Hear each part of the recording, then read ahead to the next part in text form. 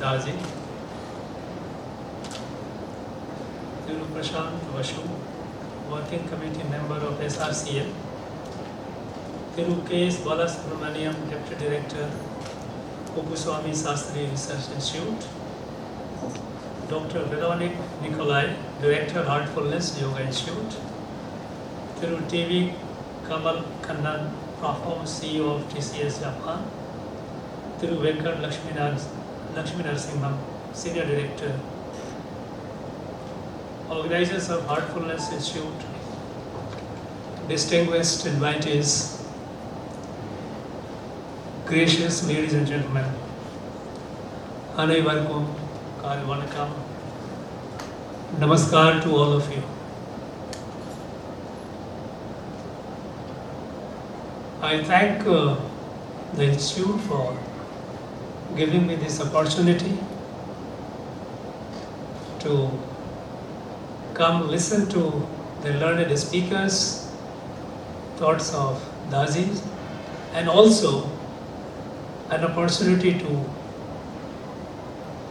share some of my thoughts.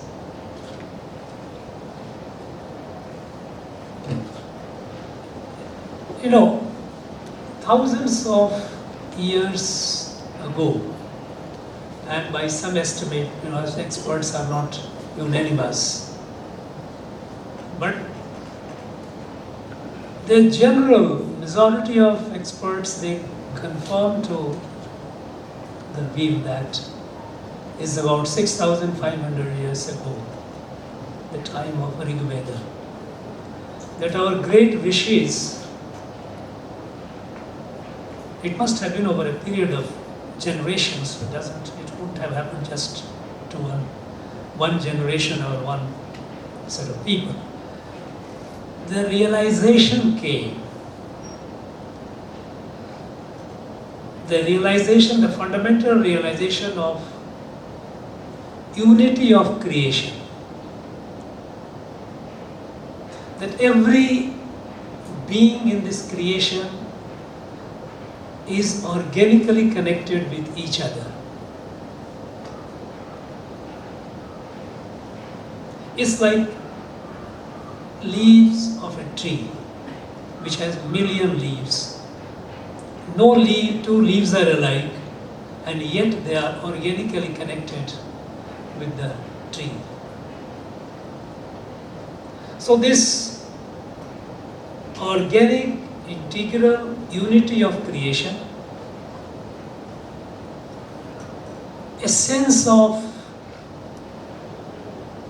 the Creator, and the fact that this creation is governed by a set of immutable laws. It's not arbitrary. It's not whimsical. It follows immutable laws, and that's how the comprehensive understanding of the creation of the universe comes. What they call is a Rit Siddhant, a Rit.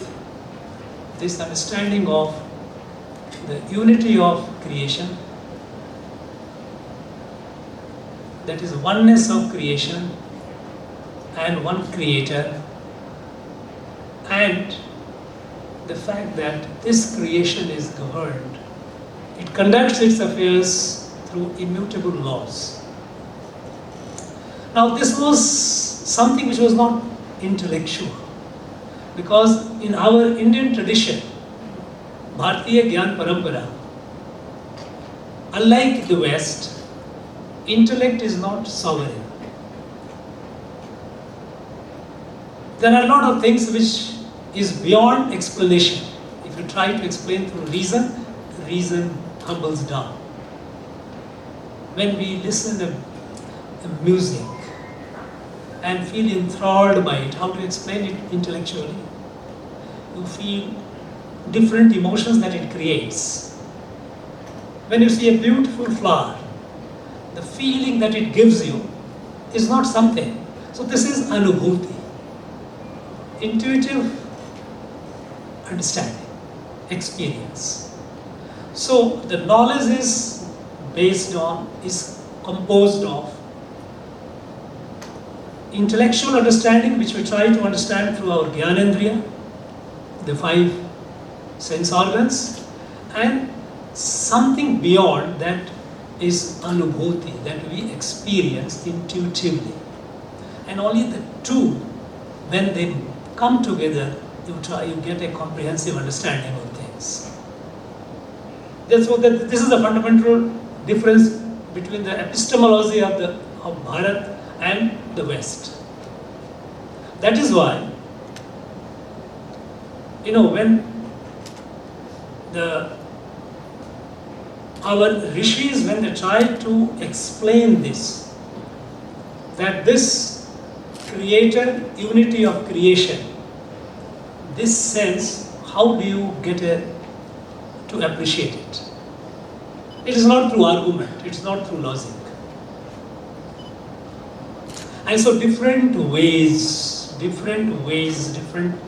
various rishis tried various ways to explain this. And that is how this Shad-darshan, initially the 6 ways to understand Nyaya, Mimamsa, Vaisesika, Sankhya, Vedanta, Yoga came, one of them. And Rishi Patanjali gave this. This is, and when we say this Shad-darshana, darshana is not a philosophy, of course. There is a huge problem in understanding our ancient wisdom through English language. Like religion is not dharma, philosophy is not darshan. Darshan is much more than that. It is a combination of our intellectual understanding and intuitive understanding. A combination of the two. How do you see things? So this yoga, you have experts. They have spoken very well, and in fact is quite a learning experience for all of us. It's a way of experiencing that. And when we realize that realization comes that we are all integrally, organically connected, then becomes Mama Atma Sarva Bhutatma. Then it takes away the conflict, it takes away the differences, it takes away whatever adversely impacts our individual and collective lives. It also is an answer to a very formidable challenge looming the world today, and that is climate disaster, which is looming. It is the anthropocentric view of life, that humans are at the center of creation and the rest of creation is just for enjoyment. It has led to reckless destruction of nature and natural resources. And we are getting the curtain raiser of this through some disasters off and on. These are just snippets of what is going to come tomorrow. Because we believe, this anthropocentric view of life believe that everything is for us, for our enjoyment. It's unlike Bharatiya Darshan, this philosophy, when he says that we are all integrally connected. We are not at the center of it, we are one of it. And so, your relation with your environment, our relation with everything around is not exploitative, but it is a harmonious coexistence. And that's what, in fact, in the world when the advanced countries, those who are most responsible for this sort of destruction, they are yet to mend the ways. Bharat has taken a way forward by taking bold decisions, by going for clean energy. And we are meeting it fast, we are moving fast. The target which was fixed in 2016, that by 2025 we will have 100 gigawatt of clean energy, we have already crossed last year, September. There is a huge emphasis on solar energy. Sun God gives us ample energy, there is no need to go anywhere else, if we can can harness that. So this yoga is essentially, it is realization, connecting oneself with the rest. And what comes in the way?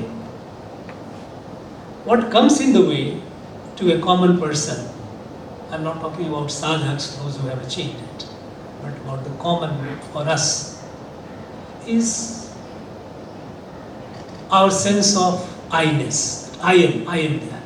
You know, this is existential, perhaps nature. This is prakriti. For survival, we have to ward against threat, any threat coming to us. I must protect myself.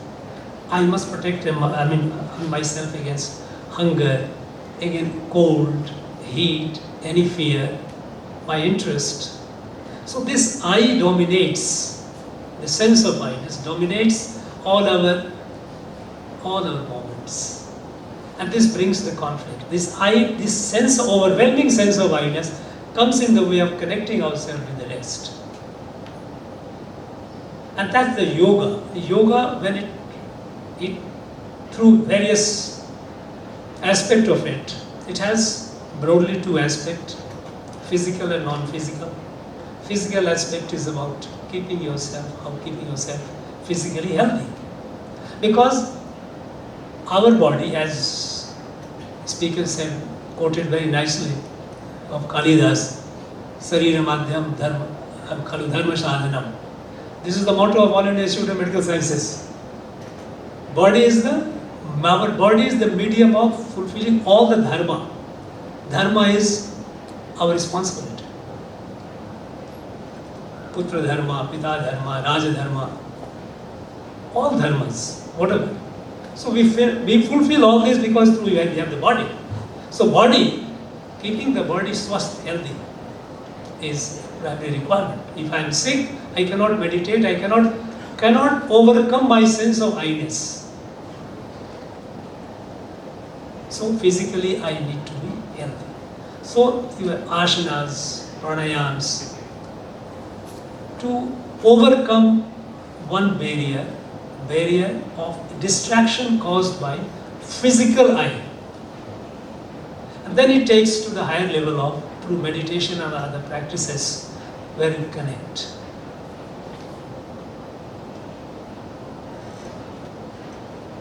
Over the centuries of colonization and invasion, this country, this ancient wisdom remain suppressed, remain oppressed.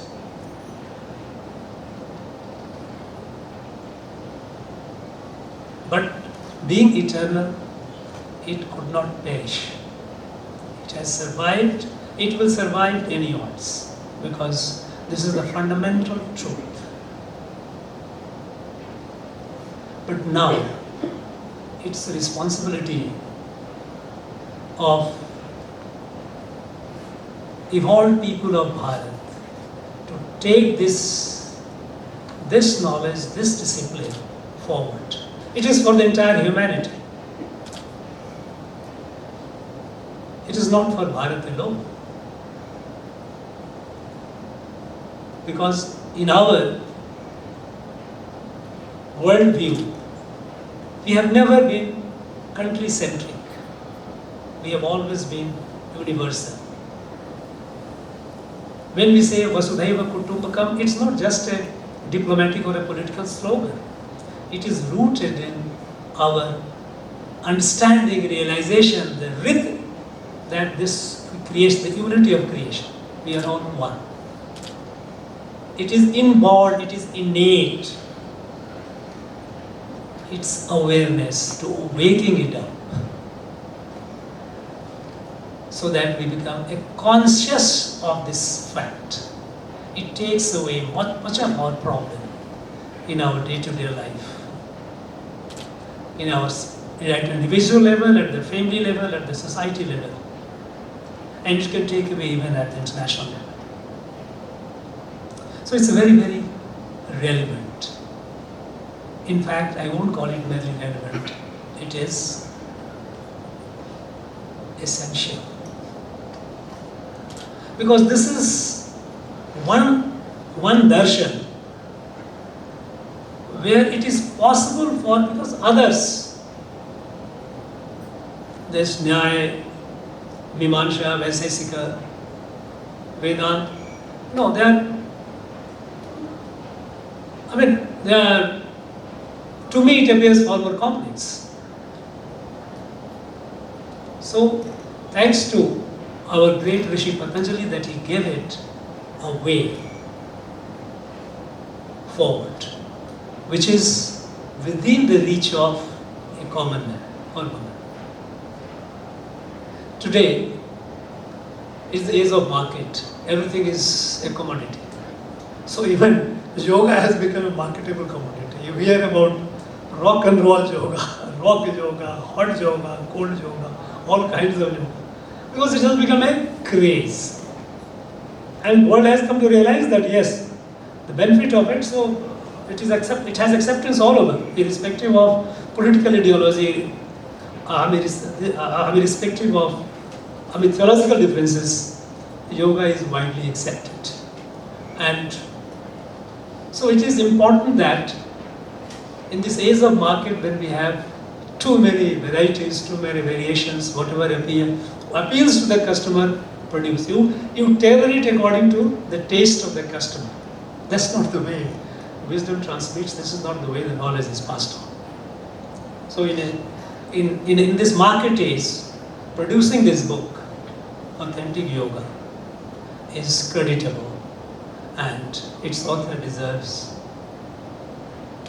all the credit. A big thank you from all of us. Maybe because they thought that I am coming today, so the organizers, they passed out one copy of each yesterday to me, and I went through the books. So I had the advantage of reading the book before I came. It's remarkable, the simplicity of the language, because the sutras, they are so brief, so condensed. Any literal translation is prone to produce a misinterpretation of it. There is a prone, I don't say that everyone, but by and large it has, because a translator does it according to this knowledge. The sutra passes through the mind, the prism of understanding of the translator, and translator puts this way. This is what I have found even in Tirukural, the great wisdom of Tiruvalluvar. All these translations which I have got, about more than 25-30 of them, so literal, and most of the Kurals are so away from what actually the great sage wanted to say. It is because our people translated it with the understanding, not with the Bharatiya understanding, but with the English language, English understanding, the lexicon of English. So this is the problem also with our own people, those who are translating it. Now this book, Authentic Yoga, I found it very insightful, lucid language, and easily comprehensible. And the tales from Vedas and Upanishads. And I was quite delighted to see that continuing with the Bharatiya tradition, Bharatiya Gyan Parampara of transmitting, conveying the knowledge through stories. It's not only Veda Upanishad, even Hitopadesha. All wisdom was through stories. This was our Bharatiya Gyan Parampara, our traditional Indian knowledge transmission system. Because when you tell a story, the character of the story passes through various situations, and the child who is reading the story also those emotions, those feelings get resonated. It's like as it says, it's a violin and the string. The chord that you play.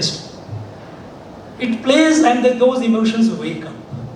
A good deed, compassionate response to a situation where the compassion was needed.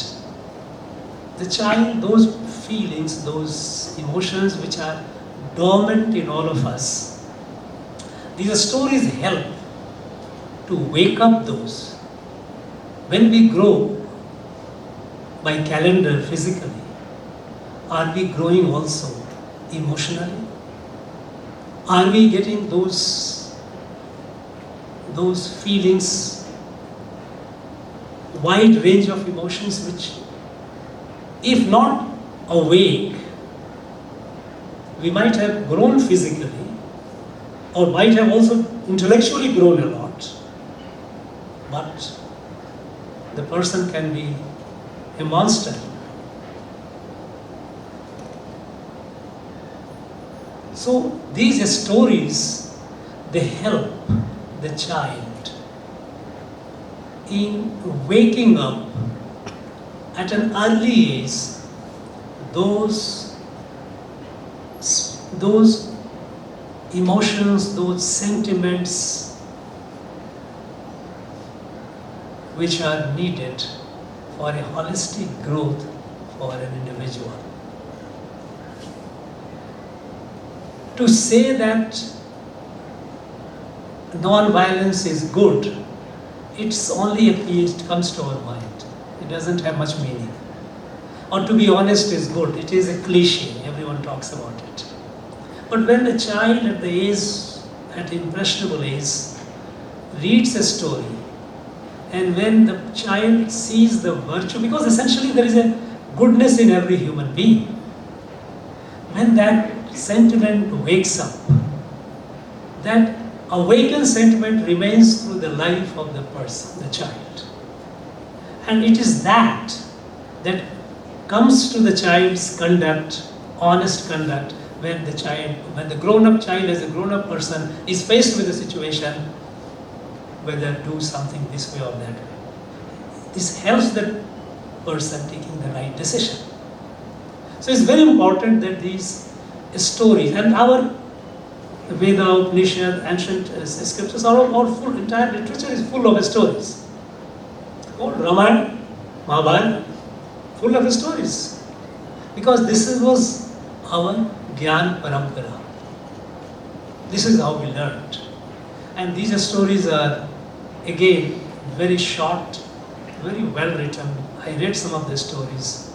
And every story has a question on the side which prompts the child to think over it, ponder over it. So I again congratulate the author of these books, both the books, for doing this yeoman service to our not only country but to the humanity at large. I'm talking Bharat, has a huge responsibility. When we are faced with, the world is faced with humongous problems. Climate, I said one. Weapons of mass destructions. We have weapons dispersed over the world which can destroy the world many times over.